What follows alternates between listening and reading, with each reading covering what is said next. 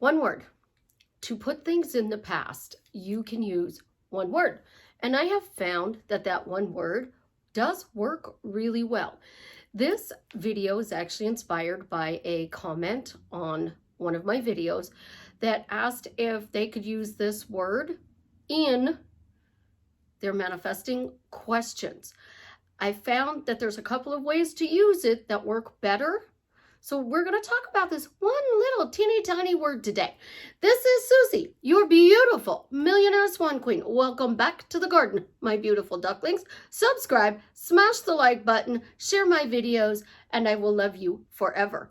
I am a life coach, and I am here to drastically change your life for the better. I tune into your happy meter and I dial it all the way up. If you are working with me one-on-one, please check out my website below. Starting January 2nd, I am offering what I call the Lucifer Special. For those of you who don't know me, I love the TV show that has become a Netflix show now, Lucifer. Lucifer talks about how we are stuck in our own hell loop.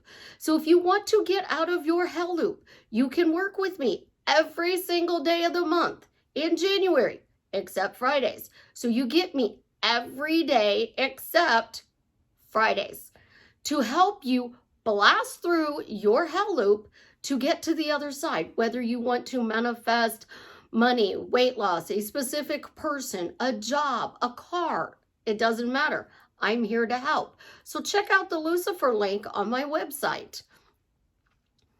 One word. I love words. Words drastically change your life for the better. I had a boss and we used to make bonuses at work. And she said, don't you work for bonuses? And I'm like, no, I don't work for bonuses. I work because I want to educate the customer. And I would say it all the time. I don't work for bonuses.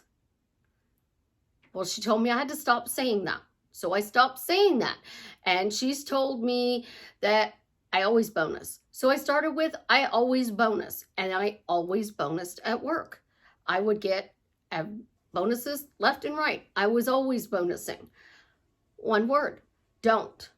Two, always. Think about what you're saying. So you want to manifest something. The one word that we use to revise is always. But one word to say that it is done is yesterday. Yesterday, I went to the park. Yesterday, Alabama won and we are SEC champions. It was an amazing game, so roll tide. Yesterday, I got to play with the kids. I got chance for half the game. It was amazing. I'm turning him into a little Alabama fan, and he actually stayed awake for about an hour of the game. And then they came back and took him from me at the second half of the game. How dare they do that yesterday? So yesterday works really good that way. But where you can amplify yesterday I got my new car. Yesterday, I had $1 million in my bank account. Yesterday, I married Jared. And guys, I know if you are manifesting a woman, I do apologize again because I always put it in Susie's way. The only difference in my teachings from a man to a woman is changing the name from Jared to Susie, or him to her, or his or hers. That's the only difference in my teachings. So guys, I don't mean to slight you if you are manifesting a woman. I do apologize. But if you were to say, Jared were to say, yesterday I married Susie. Yesterday I married Jared. You're putting it in the past tense. You're saying it's a done deal. How it works in questions though. You can't go, why did I yesterday get happily married to Jared? Because now your brain is overthinking and you're trying to look for proof, aka the marriage certificate, and you're not finding it. So why did I yesterday? Why did I get yesterday? That's not exactly going to work. But when you put it in the swan question, jumped ahead of myself here.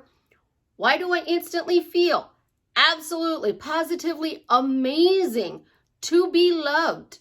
knowing things are different, and yesterday I married Jared. How cool is that? Yesterday I married Jared. You don't want to answer it there. So normal swan question, when we have resistance, we answer it. But when you put yesterday in it, you just kind of leave it hang out, and you should be going to, wow, how cool is that? Oh my God, I am so absolutely positively thrilled. Yesterday I married Jared. We have to think about yesterday as a past tense. It's like, holy cow, yesterday this happened. Oh my God, wait till I tell you what happened yesterday. I married Jared. That's how yesterday gets used. Now, in a how question, you can do the same thing. How did I instantly feel? Absolutely, positively amazing to be loved, knowing things are different. And I married Jared yesterday. You can even say, how the hell do I feel so thrilled, grateful, blissful, knowing yesterday I married Jared? How the hell did I marry Jared yesterday? You're not answering it though. That I can't stress enough, which is why I really haven't been doing videos on the yesterday. I got a bed. So I wanted a new bed set. And they said it wouldn't be in until next year. It doesn't come back into stock till next year. By the time it gets shipped to them and I get it, it'll be sometime in January. And I'm like, yesterday I got a new bedroom set. I said it a couple of times. My guy called and he said, I have a cherry color. So instead of black, I got it in cherry. I didn't settle. There were pros and cons. I'm OCD. I'm a neat freak, and I dust my black stuff pretty much daily. Now, I can't do it because of my flock on my Christmas stuff, and my TV stand is a huge mess, but literally I will dust my TV stand daily, and it's black. And he said the black headboard and dresser would be the same way. The cherry will have to be dusted, but it's not going to be as noticeable as the black. It is the exact same style. The color didn't matter to me as long as it was a sleigh bed. So I just said, yesterday I got a new bed. Oh, wow. Yesterday I got a new bedroom set. I am so thrilled. My Christmas present to myself is a new bed set. And yesterday I got that bed set. It gets delivered Tuesday. How cool is that? It gets delivered on Tuesday, several days before Christmas. Santa was very good to me. So think about how you're using your words, your questions, and your phrases. I know everybody gets stuck on affirmations, afformations, ask formations. I just call them questions because isn't it wonderful is actually a question as well. So I'm not titling my questions anymore. I'm saying questions and phrases. Questions, how, why, isn't it wonderful? Statements, I am, I have, I got. Those are things that I use a lot in my reality. Now, if you manifest with thank you, I got. Thank you, how the hell did I get married to Jared yesterday? You can still put it in there. Yesterday means it's a done deal. And the more you say it, the less resistance you have, because your brain honestly does not know the difference between an imaginal act or a real act. Because if you keep telling the story over and over and over again, and I can't stress enough, stories are not questions or phrases. Stories are little things that we tell our children, our friends, our coworkers, people that we are on the phone with. If you work retail, somebody walks up to you like me and says, where did you hide this? They're going to say, we don't hide things. And then you are going to find it and they're like, ooh, it's not there. See, you hid it from me. You know you did. You just can't admit that you hid it from me. So can you help me find it? It's a story. And people used to tell me it all the time because I tell people all the time when they rearrange the aisles and I can't find something, where did you hide this? If they're out of stock, I get it. But now they have this new thing where they can scan whatever it is you're looking for and see where it's supposed to be on the aisle to make it easier to find. So What stories are you telling to the cash register, to the waiter, to the drive-through person, at the bank, at work, at home? Those things are not verbatim. Your questions and your phrases verbatim. Why am I happily married to Jared? Why do I instantly feel absolutely, positively amazing to be loved, knowing things are different? And yesterday, I married Jared. How the hell did I marry Jared yesterday? I married Jared yesterday. Those are verbatim. But the little details, they're going to change. As a cop's daughter, they look for evidence on anything that goes on in their reality. So they look for evidence of a crime. They look for evidence that something is good or bad. So we're going to use this to look for something is good. Stories are evidence it's good. And you have a theme. So how did you marry Jared yesterday? Was it a church wedding? Was it at the courthouse? Was it at the beach? Was it at a little wedding chapel? Were there people there? I don't need you to be concerned that every single one of these stories are going to come true. I need you to take your cup of coffee. So I have my cup of coffee. It's almost gone. And I have a matching cup. All right? If I'm making coffee, when I make a pot of coffee, it fills both of these cups. So if I'm making a cup of coffee, I'm normally going to drink 2 of these. But I could say, you know, I made a pot of coffee. There's a big cup for me and a big cup for Jared. What did I make for breakfast today? Josh made eggs and sausage. He likes cooking. It's amazing. He spoils me in Savannah. So he made breakfast this morning. I brought down 2 cups of coffee. I could have been taking that second cup of coffee to Jared. I manifest with lots of cups of coffee because my clients are telling me how things are going. My friends are telling me how things are going. My kids are telling me how things are going. My daughter always does it with, here, Mom, here's your drink. 9 times out of 10, it's a cup of coffee. So if I want to manifest something, I easily have a conversation with somebody. It's not usually the person that I'm getting the news I want. So if I married Jared, I'm not passing Jared a cup of coffee saying, how the hell did I marry Jared yesterday? I am passing the cup of coffee to Savannah and going, how the hell did I marry Jared yesterday? Oh my God, I married Jared yesterday. And she's going to sit down and go, oh, Mom, that's wonderful. I'm so happy for you. I know what she's going to say. So when you are thinking about your little stories, it's coffee talk. It is sitting at the table, having a conversation with the love of your life or a friend, a family member, a coworker, and you are telling them what happened yesterday. What story are you going to tell them? Are you going to tell them yesterday that you had the kids over and you watched the football game and Alabama won, Wisconsin won? I'm really upset about Notre Dame though. That's a legit conversation I had this morning. I could have had in my head that Jared was included in that conversation. I could be home alone and I could be making my own eggs. I don't have sausage, so it would be bacon. So I could be making eggs and bacon. And I could have that conversation in my head about the game because I'm thinking about the game. Wow, that was a really exciting game yesterday. I can't believe it. They kept us on our toes.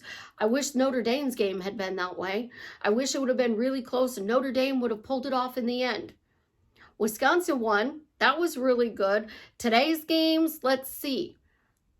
That story's going to change. So why am I not concerned that story today didn't come true? Because it's in the past.